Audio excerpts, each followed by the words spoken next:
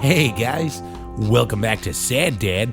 My name's Dave Abkary and I am a comedian out of Fresno, California, and this is a podcast where I sit down with my fellow funny friends, my fellow comedians, and we talk about dads. Hi, how are ya? How's your week been? I have been spending the last week not smoking cigarettes. That's been me. I've been trying to quit that terrible habit. It's going okay so far. I'm taking a two-pronged approach because I've quit before. I've smoked on and off my, I think since I was like 19 or something, and I've quit for like years at a time. And my method is I use a nicotine patch, for the chemical part, and then I usually will get like a vape. I have a patch on right now. Nicotine patches are weird, man. They give you the strangest dreams. I've had some of the weirdest dreams on this thing, and so I have the patch, and then I got a vape. I've been vaping now for the oral fixation part of it, so that seems to help. Somebody said very accurately the other day that vaping is sort of like the condom sex of cigarettes or of smoking. Very accurate. It's good, but not quite as good, but it works. Kind of takes the edge out. Oh man, I went to the vape store, and because I tried vaping a few years ago, and I was like, yeah, it's all right. But I went back, recently, a few days ago to give it another go. And I'm going to say a sentence right now that I'm embarrassed by. I cringe at just the idea of it, but I'm going to do it. Guys, vape technology's come a long way. Can't believe I just said that. But no, it's been a little more enjoyable this time around. And so, yeah, that's been me. That's been me having weird dreams. Thanks to my nicotine patch. So yeah, that's it's been my big struggle of the week. I've been trying to like occupy my time. I've been reading a lot more, which is good. I need to read more. I think we all need to read more. Maybe not all of you. Maybe you guys are all really good at reading all kinds of books. Not me though. I need to be better. So I don't know. It's been all right. It hasn't been quite as hard as I thought it was going to be, which is good. Man, I've been absolutely obsessed with. I was getting my hair cut last week, and I was talking to the gal that cuts my hair, and we were talking. We started talking about ghosts, as one is wont to do while they're getting their hair cut, and she started telling me about Wolf Manor. It was this place here in like the Fresno Clovis area. Oh man, okay. So Wolf Manor, right? It was this mansion built in like the 1920s, and it was eventually like converted into a sanitarium, like those old timey sanitariums you hear about. And it operated as a sanitarium for years and years and years, and like decades. And I guess it was like pretty poorly run, and lots of people died there. And it was eventually closed down in like the 70s or the 80s or something. And it was supposedly super haunted, like one of the most haunted places in America, and all kinds of ghost hunting shows came out and did episodes there. Anyway, back in 2014, it was like torn down, right? And this old sanitarium full of like crazy ghosts, dozens of crazy ghosts. That after the place was torn down, all of these ghosts moved into the barbecue place next door. Oh, and I can't stop thinking about it. That's so funny. That's my kind of paranormal activity. The kind of paranormal activity that can and should be investigated by Guy Fieri. I love it so much. Oh man, I went. My buddy Ramsey Badawi was in town. He was headlining some shows with us, and I told Ramsey about all of that, and he's like, "Well, we got to go investigate the barbecue place," and we did. We made a trip out there. And I don't mean to get all like kooky with you guys, but on the way there, I had a tire blowout. I had to like call a tow truck to like change out my tire and stuff for me. And I mean, maybe it was a spirit world. They were like, I don't want this guy investigating, all the paranormal happenings at this barbecue place. So we eventually did make it there, and I'll tell you that right now, the only thing that place was haunted with was flavor. It was amazing. It was so good. Didn't see any ghosts. The guys working there were really nice, so that was cool. I recommend it. But anyway, that's sort of been my week. Just not smoking and hunting ghosts. That's what I've been doing. I got a great guest for you guys today. A very funny, very talented comedian named Jon Durnell.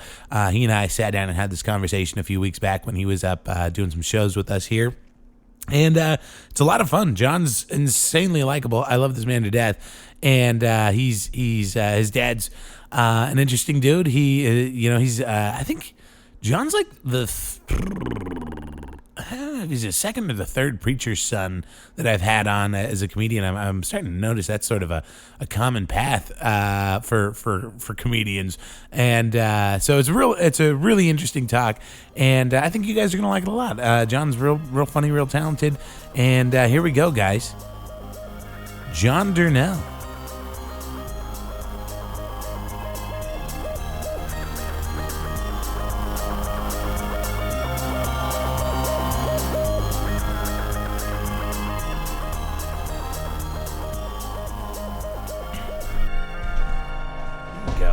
Yeah, it seems like a good height. Yeah, it's probably pretty good. It's at face level. Yeah, so. it's face level. It's good. You're coming in hot. Well, that's cool, man. Was it the last time we had you? Was that the first time you had performed in Fresno, or had you been here before? Oh no, because you came out for Mother Mary's once before, hadn't you? Yes, I'd come out a long time ago. Yeah. And Danny was not impressed with me. I will admit that, because after the last show I did, he came up to me and was like, "You are immensely better than you were last time." I'm like, "I guess, thank you." Yeah, totally. I mean, you crushed it last night, man. You had you did me a solid. You went extra, went a lot longer because I didn't have any comics show up, and sometimes that happens. That happens sometimes in the comedy world. Running a show in Santa Monica, sometimes you'd just be like, oh, great. So no one is showing up to the show because it's not a major show. You all feel like you can blow it off. And sometimes we would have a show where there's supposed to be 12 comics. It was kind of the joke for a little while. They're like, oh, 12 shiny nickels. How many we got? How 5? And that's usually how it was, because people just weren't going to go all the way to Santa Monica to tell jokes. I'm like, you should be hungry to go anywhere. Yeah. That's just me. I don't know. I 100% agree with you. We had it was crazy because we had such an amazing audience last night. It was a shame that no comics showed up. I'm like, what else are you guys doing? It's President's Day weekend, so people have to go out and. I guess most of the comics that didn't show up don't have jobs. Right. There's no real holiday. Every day is a holiday for them, is what you're saying. I don't understand. Right. So but either way, you were great. And they fucking loved you last night. They weren't with me immediately. Sure. In the beginning, they're like, what's going on? What's this guy about? What are you talking about? Yeah, because you went through some snow. I don't care about your snow travels. I'm like, no, seriously, people. I went through some shit just to be here. But well, I caught a little bit of that, but I had to run right when you got up. I had to run over to the bar to get some stuff, and so I missed the part get where some stuff sounds real vague. Well, I had to go to the bar and get some stuff. I had to get a tip bucket and it was a couple of things I needed to handle. But yes, I could have worded that a little less inconspicuously. Yeah, that sounded very because people get things at the bar. You know what I'm saying? They get stuff. But so I missed that. So when I came back though, you just they're eating out of the palm of your hand. Yeah. With doing enough comedy over time, you start to figure out, all right, well, if I don't have them here, this is how I will get them on my side. Sure. You kind of have to let them know who you are for them to ride whatever wave you're trying to ride with them. Absolutely. That's really how it is. Absolutely. You got a real friendly energy too. You're very approachable as a human being, so that helps. That just because I think you go up on stage when you're as likable as you are. you kind of go up on stage with like an automatic +10.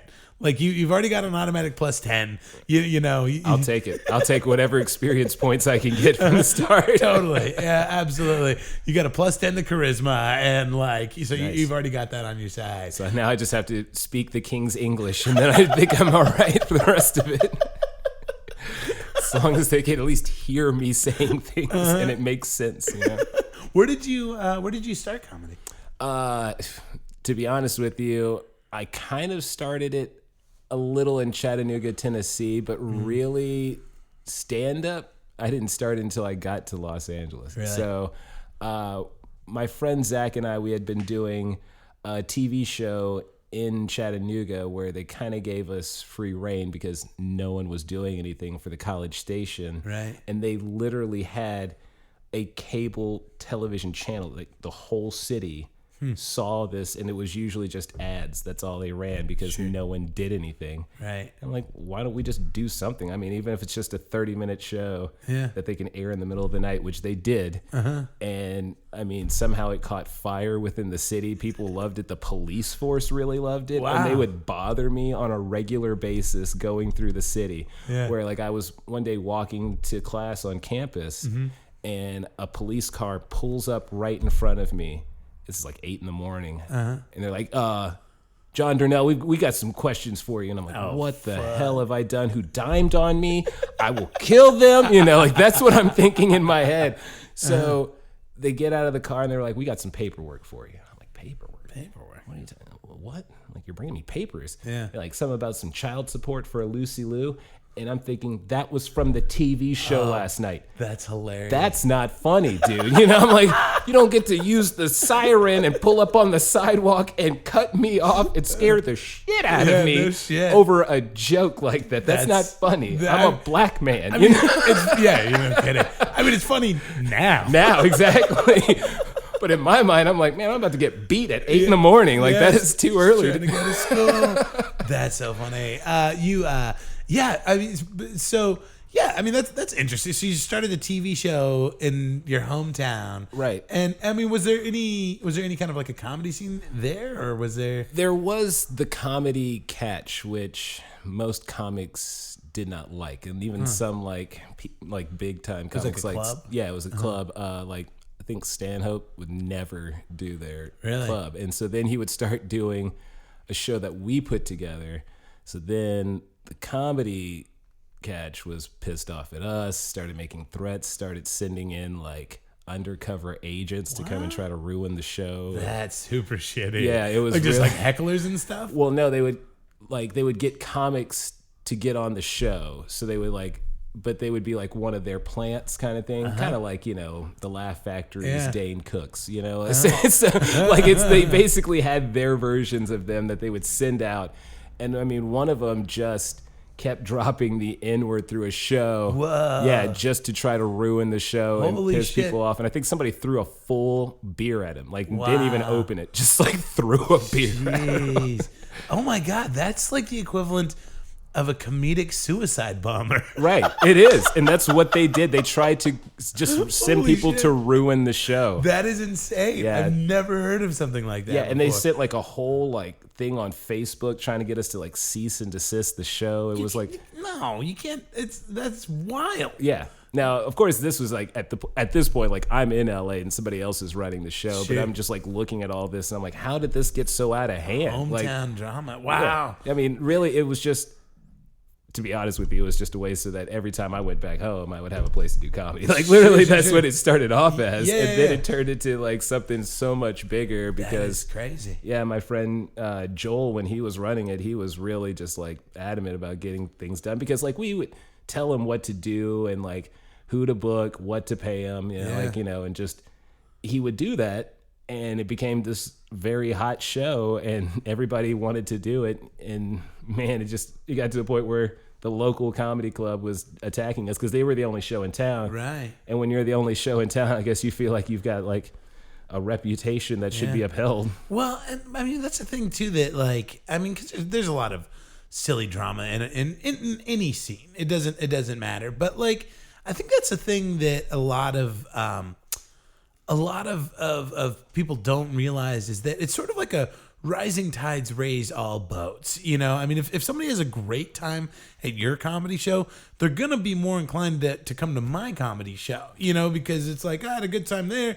I like comedy. This place is also doing comedy. I'm gonna go to that comedy show. You know, right? And it's just so ass backwards. And it wasn't like they were competing shows either. You know, it's not like we were doing stuff on Friday and Saturday night. You know, so it wasn't even at the same time. I mean, granted, there were a few shows that were Friday, Saturday nights, but mostly it was like a weekday situation. And that was just too much for them. Shitty. Wow. Like, no, you're ruining our good name somehow. That's wild. What's you said it was it Chattanooga, Tennessee? Chattanooga, Tennessee. Yeah. What's that place like? I mean, I won't say it's a great city by any means. It's an in-between town. So it's in between Nashville, Tennessee, and Atlanta, Georgia. There's also like it connects kind of with Alabama, and it's really close to a lot of states. So because of that, it's a big drug city. Because all the drugs land there, you know, at some point in time to go into the different interstates and other ways. Right. I mean, like the nickname for Chattanooga was like it was Crack Town, you know, because you know. Yeah, it was crack everywhere. Was it is it like rural or is it more like urban or what's the layout like? Originally it's basically it's a river town, so like it's a lot of industrial stuff kind of initially. There's also a little rural. It's also, I mean, it really blends a lot, to be honest with you. It's an interesting setup there because, but I mean, it's still a southern state. Or southern cities, so you know you still have those ideals, if you will. So as a person of color, you know, you didn't go outside of the city limits, you know, too far because you know, I mean that's just kind of any city in the southeast. You know, when you get to those outskirts, those counties out there where you know there's a town of maybe, if you're lucky, 5,000, you know, like you don't want to be there. Was it, I mean, aside from all that, what was your childhood like though? I grew up in Nashville, Tennessee. So, I mean, granted, my parents took me to the suburbs. And so we were like the poorest family in the suburbs where I was like, well, I mean, I'd rather have probably been the richest kid in the ghetto, but that's whatever. You know, my parents, they had their dreams for the kids. You know, they wanted to make sure we had like good educations and all that stuff. I guess parents want, but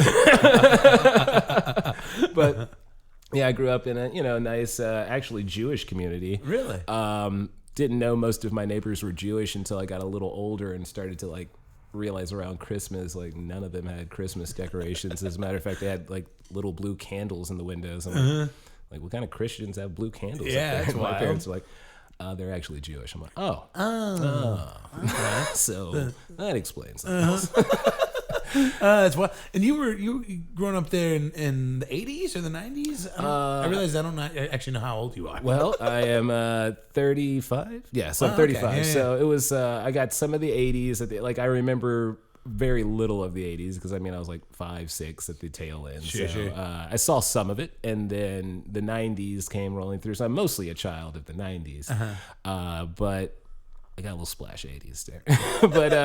but yeah, man, you know, growing up there in that time period, you know, like we were able to be, you know, kids kind of still, you know, like, you know, things kind of changed. Like technology wasn't what it is today. So like we weren't just like hanging inside the house to play like Oregon Trail all day, you know, like video game systems were coming out, like, you know, people had their Nintendos and Segas and stuff, but we were still, you know, going out being kids and stuff. It was still like that cusp of time. So, I mean, I enjoyed that. And then, you know, me and my Jewish crew, like, we hung out all the time. I mean, that's fun. Hey, you know, sometimes we'd be down at the JCC, you know, so like, Jewish Community Center for you who don't understand the lingo. That sounds like a fun. I mean, was it one of those things where like they just grew up with you and they didn't even notice that they had a person of color in the crew, or?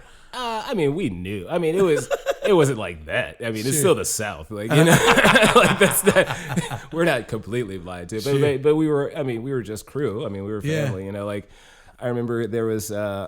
It was just mostly a bunch of guys who were around the same age that just kind of lived there. I mean, we basically, you know, rode the bus together, realized, oh, hey, we all live in the same neighborhood. You know, let's kick it, you know. And then there was also our friend Emily, who was, you know, like the one lady in the group. Later, you know, she she's a lesbian. And I was thinking to myself when I was like, yeah, I'd probably not like men either if I hung out with those nasty, weird dudes pretty much every day growing up. It's like, yeah, this is not attractive. That's so funny. Like we're just peeing everywhere and stuff. Like it's just like there's no sex appeal. It's wild. Like the more you describe it, the more I'm like, oh, he grew up with the cast of the movie It. Right. We pretty much, man. We would just be out in the woods just doing whatever nonsense we wanted to do. Fighting killer clowns. Yeah, dude. We messed up that clown. That's so Never came back around here again. Don't know if he was like some sort of undead thing or just some guy who wanted to have us in his van, but we messed him up. We beat him with crowbars, tire iron. What was it that initially made you come out to California? Well, I'd always want to come out here. When I was like 5 or something, I think I threatened to run away from home to go to California, and I packed up my bag. My mother helped me. She really did. That lady. Just calling your bluff? Yeah. And I mean, I went pretty far down the street. They had to come back and get me in the car and stuff because I was like, no, I'm going. Like, I don't care.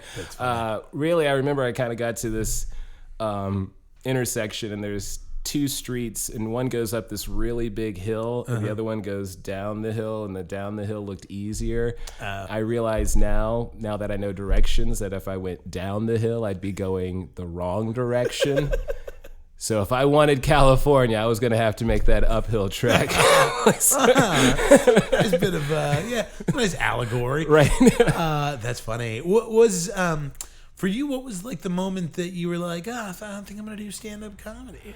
Well, it's when I moved out to LA with my friend. We got out here and we didn't have any jobs. He had an internship over at Universal Studios, cool. And he thought he was going to maybe get a job with Rogue Pictures, but that kind of went under, and they're not a thing. Ooh. So, he's fine now. Sure. Everything's okay. Very concerned. Yeah, but we weren't doing anything, so he was like, hey, how about we just like go out and do stand-up comedy at night? I was like, all right, whatever. You know, at least it'll keep my parents off my back when they're like, what are you doing in California? Are you doing anything? Are you eating? Why are you there? You know, like they were so upset. And I mean, they weren't, and when they, I mean, yeah, you were doing stand-up, but like, were you doing like, quote unquote anything? Like, what were you, I mean, did you like come out? Well, when I came out here, I mean, the idea was to, you know, try to do acting, you know, that whole song and dance, but because I did theater, you know. Right. And you had a popular TV show back home. Yeah. Exactly. So, you know, I'm like, maybe I can, you know, ride this wave and become, you know, a fish in the big sea instead of a big fish in a small pond. Whatever, I don't know. But turn into fish. Right, exactly. You know how fish get, you know. They're always going places. But yeah, man, I basically just came out with that idea and then started doing stand-up, having more fun with that. Then, you know, I had to get a day job because, you know, the money was going away and, you know, things happened. But, you know, either way, I was just doing a lot of stand-up and people were like, you know, you're actually mildly funny. That's and funny. So I was like, all right, I'll see if I can turn this mildly funny into actual entertainment. Sure. And was there, and so it wasn't necessarily one of those things where you were like a comedy nerd growing up or anything. You just almost like fell into it. Well, I mean, I wasn't per se a comedy nerd, but I always enjoyed comedy. Like growing up, I was a big fan of Sinbad because he was also a preacher's kid too. And so I thought to myself, I was like, maybe one day I could be like Sinbad. You know, like maybe I can do a movie about being a bodyguard for the president's son.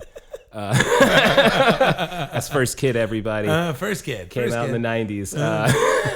Right around the time of probably like Rookie of the Year and all that stuff. Well, and Sinbad was a fucking monster. He was so, I mean, he still is funny. I mean, he had house guests with Phil Hartman and stuff. I mean, he had like big time PG movies, which is like almost unheard of. Like those like big family PG movies that were like huge. Like no one does that anymore. Well, and he was just so funny on stage too. I mean, like some of his bits.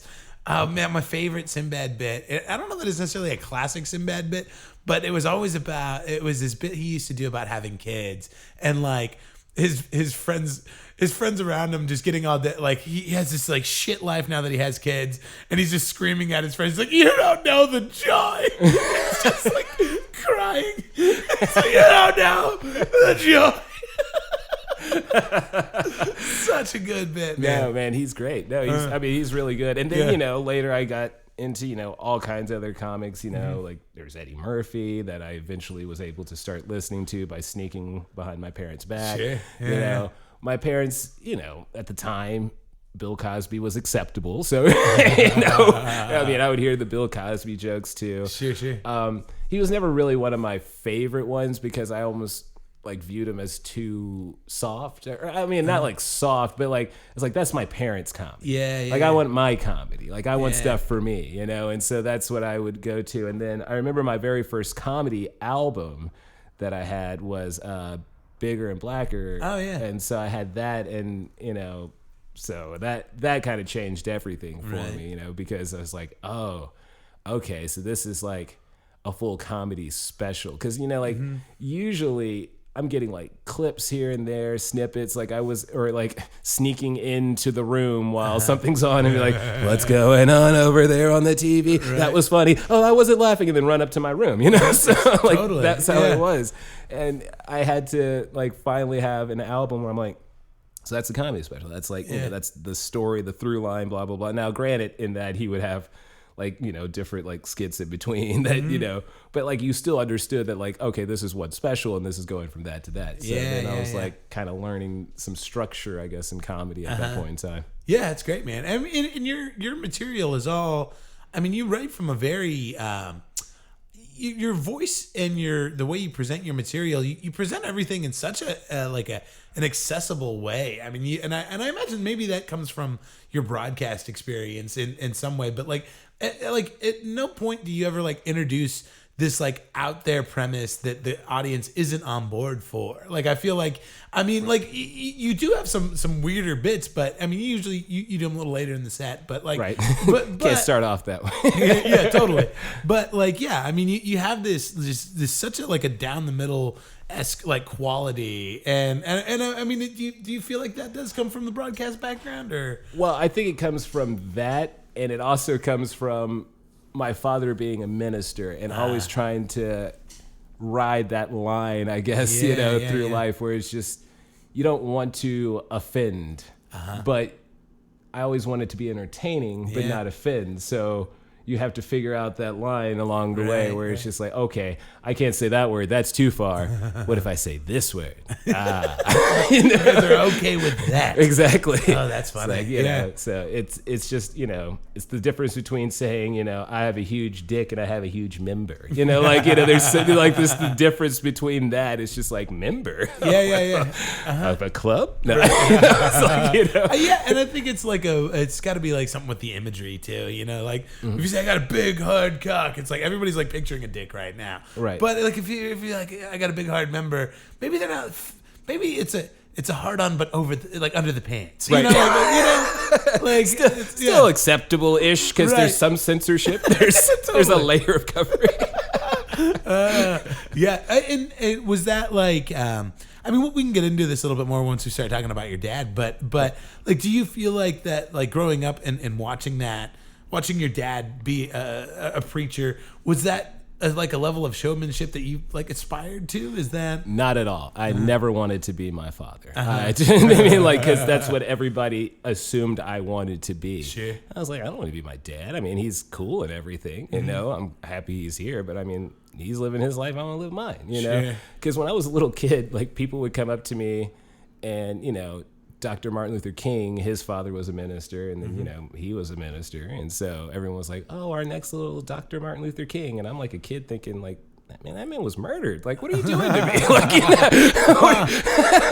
That's how they brought you up? Yeah, well, that's in the church, they would say that to me a lot of times. And I'm like, wow, you're putting a lot on me here. And your dad was probably just eating it up. I am Martin Luther King. This is Martin Luther King Jr. Right, to me, I'm just no, I don't know about that.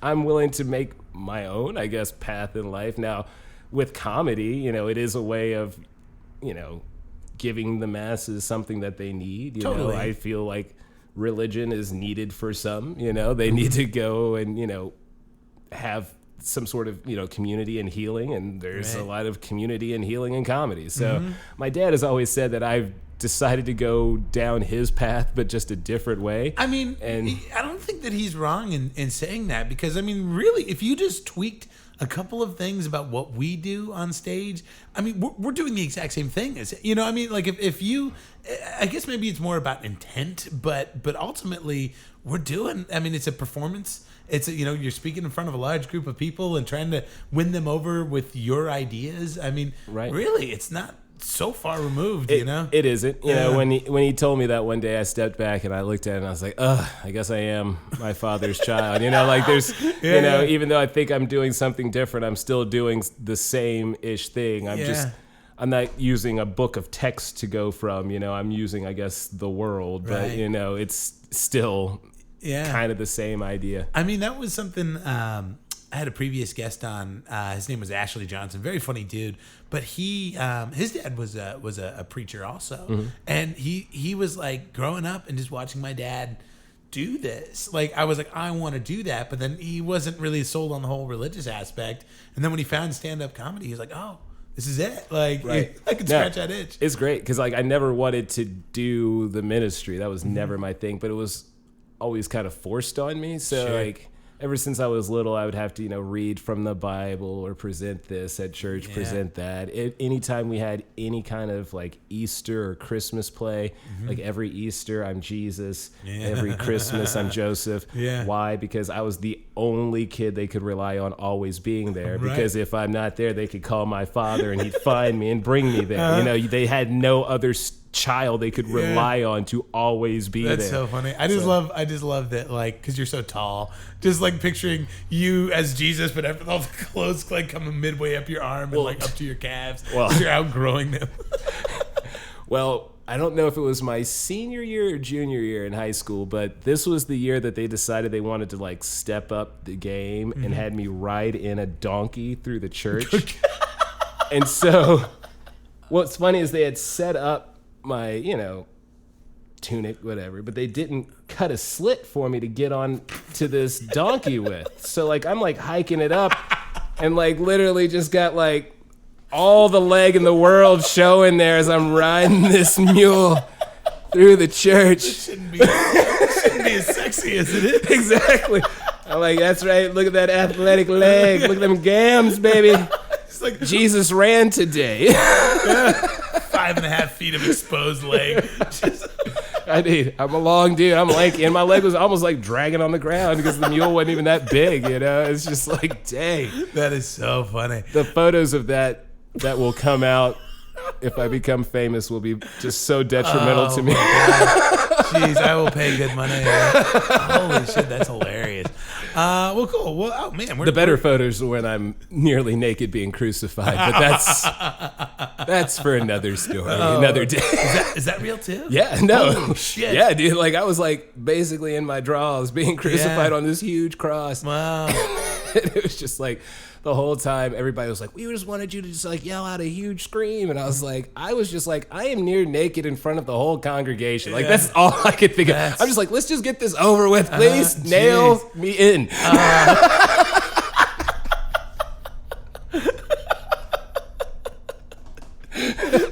is amazing. Oh man. Well, you've already mentioned him a couple of times. This is the show where we talk about dads. Right. You're Jon Durnell. I am. You are. And that is who I've been for a little while.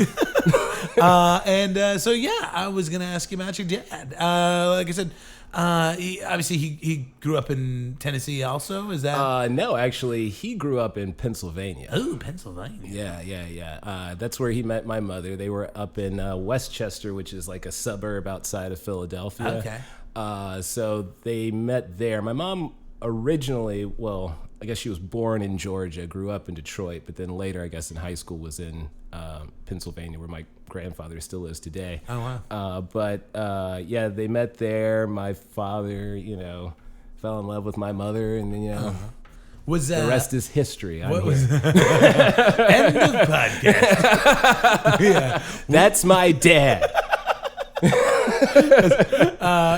the only interesting thing about my dad is my mom. Right, exactly. That's funny. How she gave birth to me. What kind of a kid was he? Was he a real outgoing kid? What was he like? Well, from what I've been able to piece together, he was the second born in the family, so he was kind of seen in a leadership role, but he was also the only male, I guess, that survived. Like, he did have a little brother whose name was John, and I think he passed away when he was maybe like 3 years old. That's awful. And at the time, my father would have been much older. He probably would have been maybe like 15, 14, somewhere around there. So or maybe hard, even man. a little older.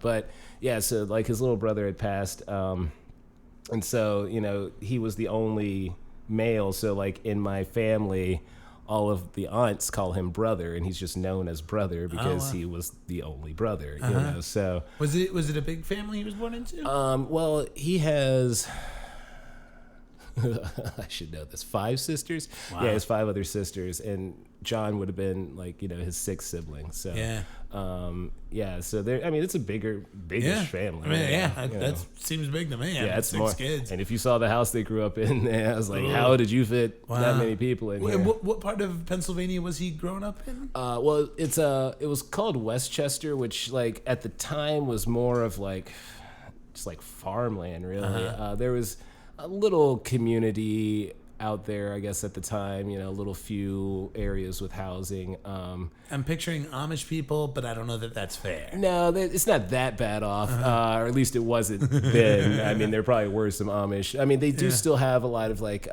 Quaker Mennonites there, because just because of that area. It had a small town vibe to it, but it was, it's still only like 25 minutes away from Philadelphia, so it's not like so far off that you're in a completely different world, right. But it's far enough outside where you're not in the city proper. So it's like, it's Philly light, I guess, if you could say. Sure. And was he like a popular kid growing up, or was he? Yeah, he was. I believe he was like class president. Wow.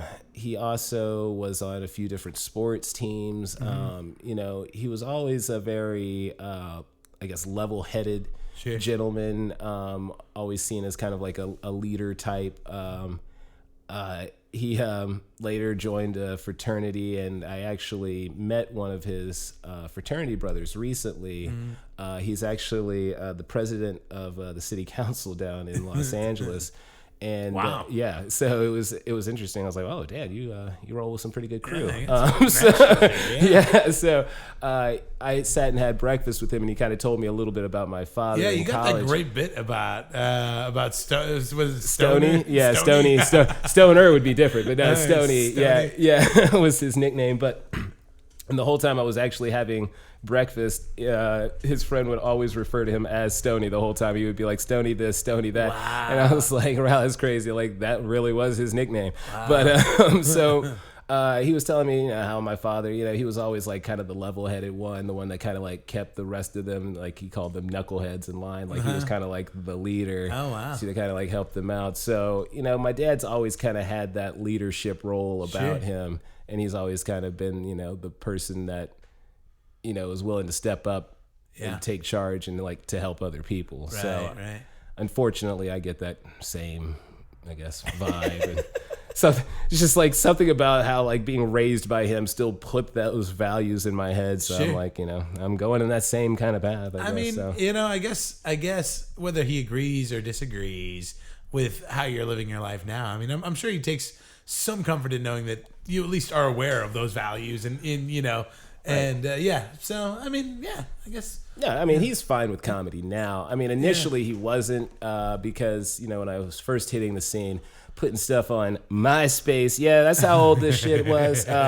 He was not really okay with all the swearing I was doing. He was like, look, there's just so much swearing. And in the initial world of comedy, in my mind, I thought, swearing was going to help. But swearing just was a crutch to kind of get you to something else. Like, if you needed to swear to tell that part of the story, that's fine. But if you're doing it constantly, like, it just shows, like, you're not there yet. It's like insecurity and like, and people sometimes will use the swearing to emphasize something that they don't know how to emphasize otherwise. You know, they just don't have the vocabulary for it. And you see it a lot. I saw it a lot last night on the open mic. That happens all the time in open mic. I mean, open micers, they think that if they go as crass as possible, then they'll get the laughs. And I'm like, you might be getting laughs, but you're getting maybe nervous laughter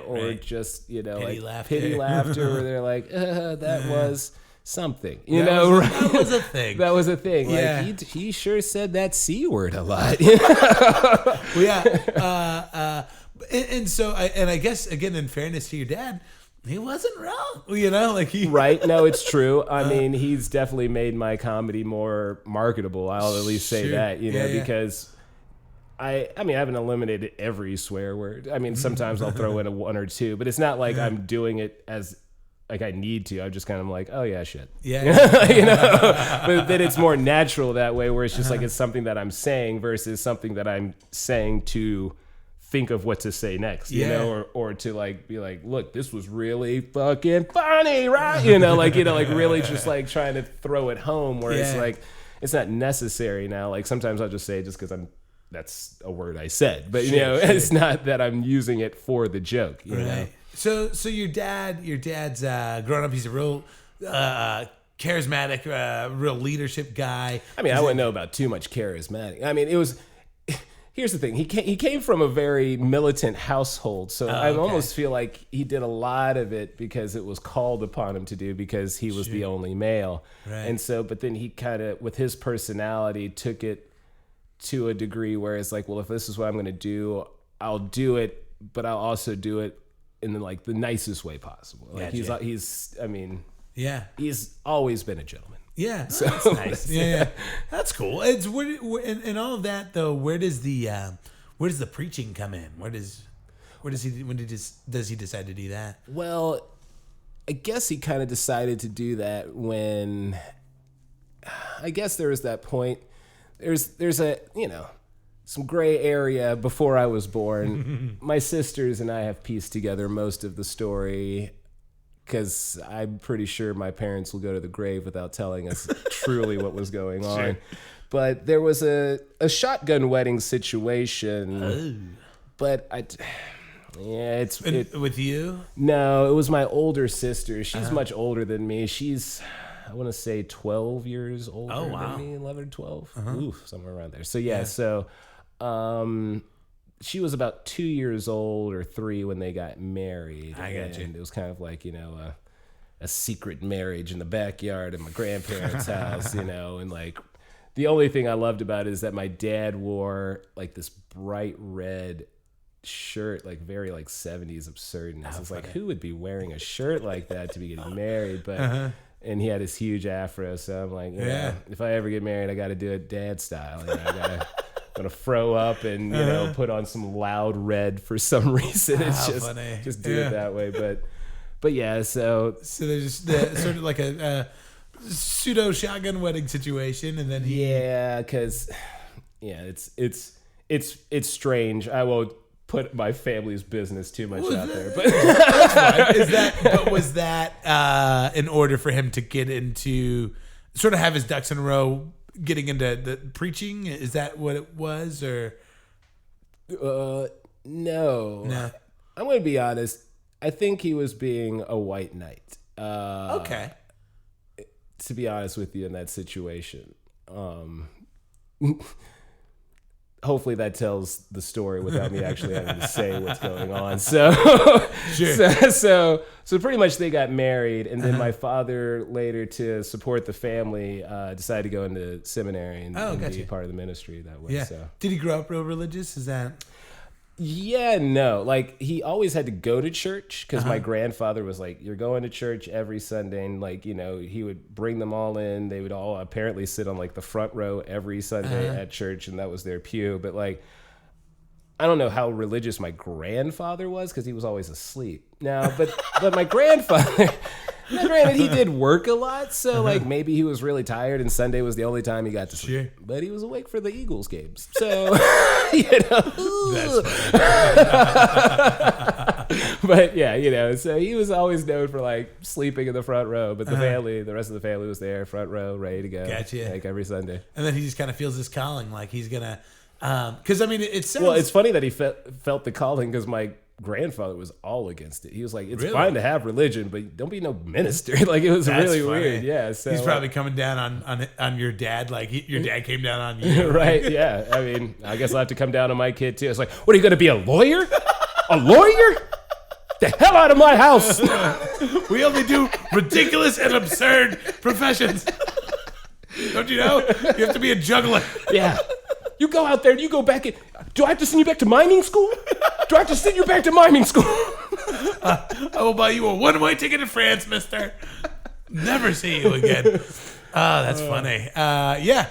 Okay. And then he gets into it, and does he like build up a congregation, or does he take over a church, or how does that all go down? Well, when he initially started, he was kind of bouncing around from church to church, and then his first major church, I believe, like of his own, was around the time I was born in Tuscaloosa, Alabama. Now, before then, he had been preaching at other churches, but I don't know if any of them were like his church congregation. Sure. So this was like his first real one. And then we moved to Nashville because he got a job working for the Presbyterian church up there, and then also was able to get another job preaching at a church at the same time, kind of doing like some dual stuff there.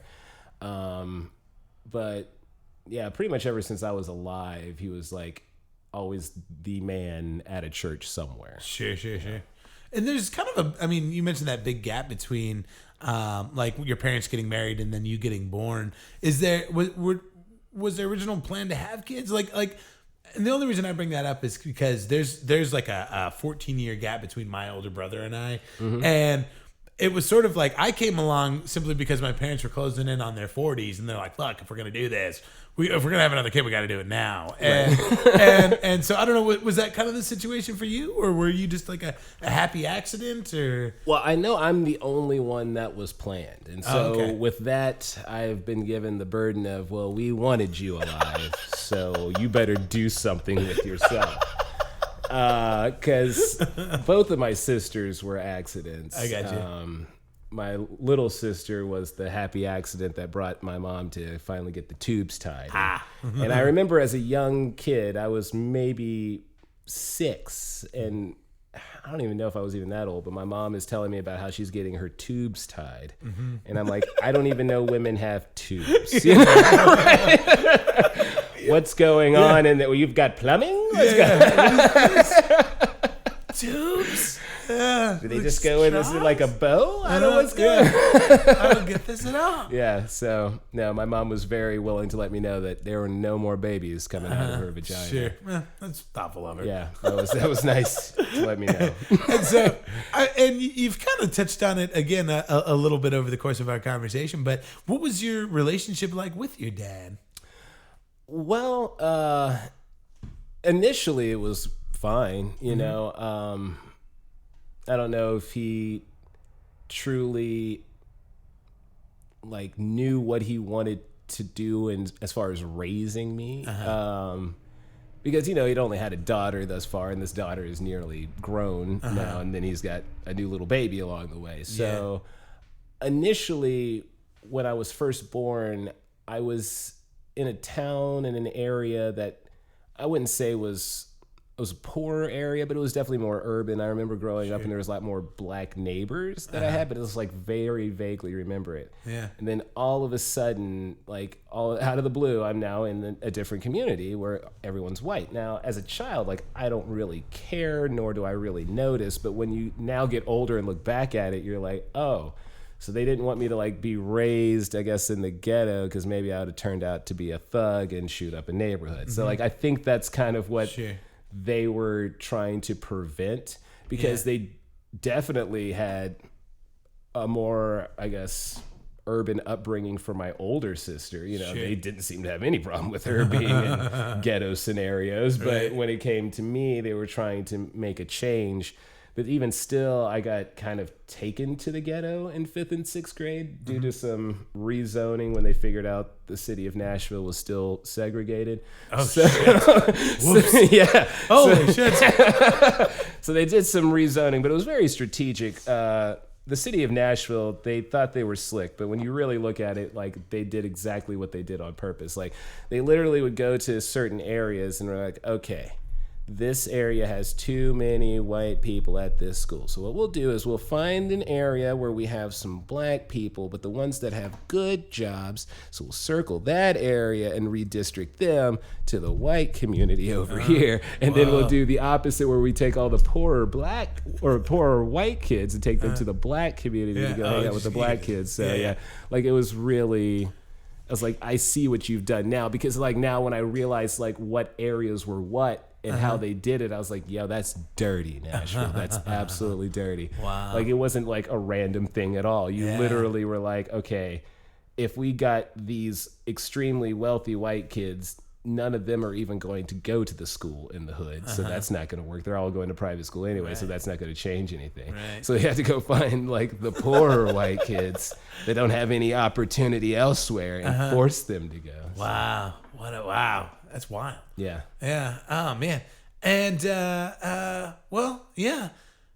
I mean, it's a tough, I mean, because obviously, like, everything was done with the best of intentions. Like, your dad was just trying to get you, give you a better go at life. And in fairness to him, you're so fucking charismatic. Like, if you did grow up in a particularly bad part of town, you'd probably be a drug lord right now.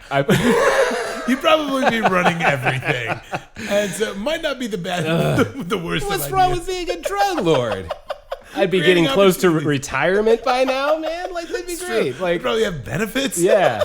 I'd have overseas accounts. Like, I'd be living the good life. Oh, that's so funny. I would have been in, like, at least a couple of countries by now. More than just America. Yeah. Did your dad have any, like, do you have any hobbies? Was he, like, what would my dad's hobby be? Goodness.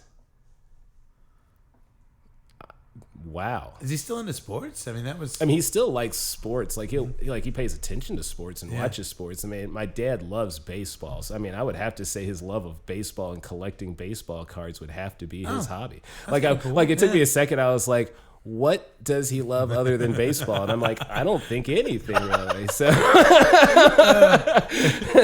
it's your mom, Jesus, and baseball. Right. And Denzel Washington movies. I think that's it. Like those are the top things for my father. So that's wild. Well, this is a part of the show where I ask for a dad anecdote. Do you have like a memorable story about your dad from growing up? Man. I mean, there's tons of memorable stories of my father. I mean, there's the time, now that we all know he's a minister and he's supposed to love and care, there's a time, I guess he was late for something. I can't remember if he was going to church, coming from church. I don't know. But my dad's always habitually late. That's like the one thing about him that is a problem, is that he's always late. But it's always because he tries to push in that extra little bit in whatever he's doing, and then he doesn't get out in time to get to the next thing he does. And sometimes I do that too, and I'm like, ugh, I got that from you. But but he was driving fast, and I believe he was like with me and maybe my older sister. I think we were in the car, and he like hit a cat or something like that. No. And my sister's like, you just hit a cat, blah, blah, blah. And he was like, pray for it, and just kept going. And I was like, whoa, that's dark. That is so funny. Oh, that's great. Yeah. So. I could definitely see that in you, where like, I mean, you talking about he's kind of getting held up because he's so engaged at the prior engagement. You know, like if he's got to be at B, he's hung up at A because he's just chatting with people and putting in the effort. Yeah. And I absolutely saw that with you last night. The way you were like holding court with like people were just like congregating around you after your set, and you were just like. Hey, I mean, I guess I get that from the congregation lifestyle I mean, I was accustomed to growing up, you know? I mean, being the preacher's son, I was like number 2 in line, I guess, of like royalty in the church, you know? So, yeah. like a lot of times people would come to me for things, even like adults sometimes. And I'm like, you're the adult in this situation. Like, why are you 12. Right, exactly.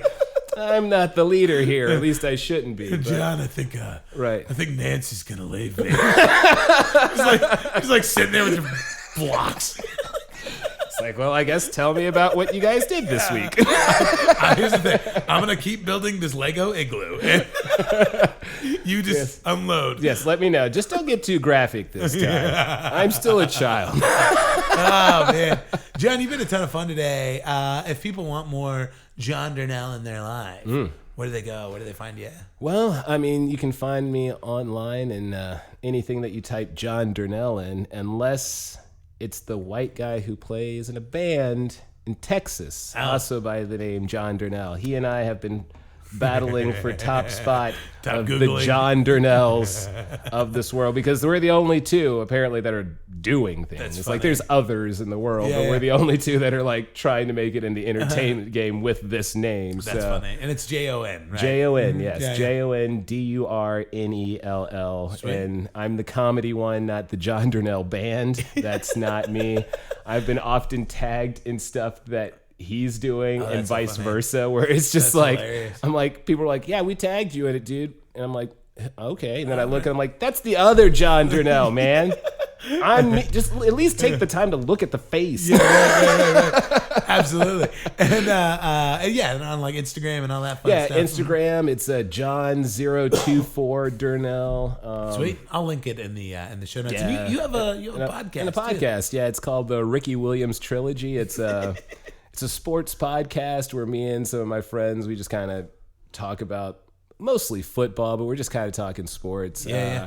We're using extreme fandom as the key here. Now, my other two partners in this are very extreme fans in the positive way, where they're always going to be like blindly loving what their team does. kinda fun. And I'm usually the one that's like the grounded to earth one, and I'm just like, no, your team sucks, my team sucks, I still love them, but they're always going to just disappoint me. And I lived through years of disappointment, and that's just how it is. That sounds fun. Yeah, and I mean, I grew up a Kansas City Chiefs fan, and they are literally, they haven't been to the Super Bowl my whole life. It had a good season this season. They though. did, but I mean, when Tom Brady's still out there, they're still going to lose to him. And I mean, it's more Andy Reid and his poor clock management. I mean, if we really want to get to it, but they're never going to fire the man because he has literally one of the best records for a head coach. He's also really apparently like nice, and he doesn't do anything controversial. You know, like there's no reason to get rid of him if he's giving you victories. Now, granted, he's not getting you the Super Bowl and might never actually get it, but he's got a solid program. And I feel like a lot of NFL owners at this point are like, we just want to be in the mix, you know, because we get a few more, you know, revenue days. Because I mean, literally, the Chiefs got as many home games as you could possibly get. You know, I mean, if they made it to the Super Bowl, that's not a home game. That's not. So you're not getting pure revenue on that. So for sure. They're like, we got all the money we were gonna get this year. Whatever. You know, that's how it's gonna be. Well, right on, John. Well, thanks so much for being on today. You were awesome. Thank you. I'm glad to be here. Goodbye, all.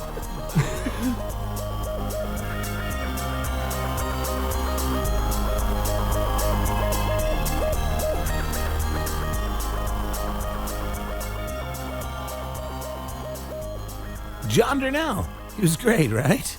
It was so much fun. Oh, man. Yeah. Like and follow him on all the social medias.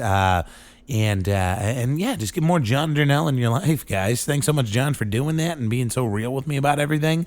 If you guys could do me a huge old favor and like the Sad Dad podcast page on Facebook, I'd love you forever for that. If you can rate and review on iTunes, even better. If you want to send me your dad anecdotes to read on the air, you can send those to saddadpodcast@gmail.com. If you want to support the show financially, help me out with some of the hosting fees for this to get this thing posted for you guys each and every week. There's the Sad Dad Patreon, and I think that is it. If you're in Southern California, I'm going to be headed your way middle of March, doing a bunch of shows down there at the down in San Diego. I'll be at the Madhouse Comedy Club, and then I'm doing the Amazing Comedy Club with my buddy Evan Cassidy. I think that's in Long Beach. I should look that up. Either way, got a bunch of Southern California dates that coming up. So you can come say hi. Come say hi. Or if you're in the greater Fresno Clovis area, you can come to a show. We're doing 5, going on 6 shows a week. Oh my God, you guys, we got this new venue. Oh, I'm so excited. It's there used to be this place here in Fresno called Club Fred, and then it eventually turned into a place called Audie's Olympic, and then Audie's closed down. But this venue for years, for me, was a big deal just because, when I was playing in and out of bands growing up, this was like the cool place to play, and I got to play there a few times while I was, in bands, and it was rad. And what I was like, when I had first thought about getting into stand-up comedy, you kind of like imagine things, and like I would always picture myself, if I was doing stand-up comedy, I would always picture myself doing it at this place. And then it closed down, but then it reopened last month, and then they approached Danny Minch, my business partner, and I about running a show there. And we went in for some meetings and with them, and they liked our pitch. And now we're going to be running the show right there now it's just called the Olympic, Full Circle Brewery Olympic. That first show is going to be April 3rd. It's right in the Tower District, which is my favorite part of town to hang out in. And so I'm super stoked. It's a new weekly show. And so I'll be running and hosting that, and so excited.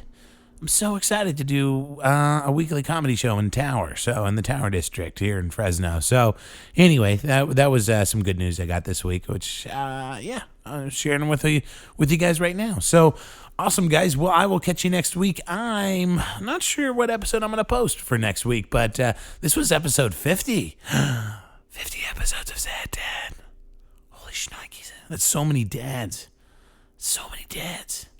Yeah. But anyway, thank you so much for listening, and we'll be back. I'll have something for you next week. We're coming up on our 1-year anniversary of Sad Dad. March 22nd was the March 22nd, 2018. My 32nd birthday was the very first episode I posted with Kyle Shire. It seems like a million years ago. It's nuts. It's only been 1 year. Hasn't even been a whole year. Anyway, cool guys. Thank you so much. I will catch you next week. Adios.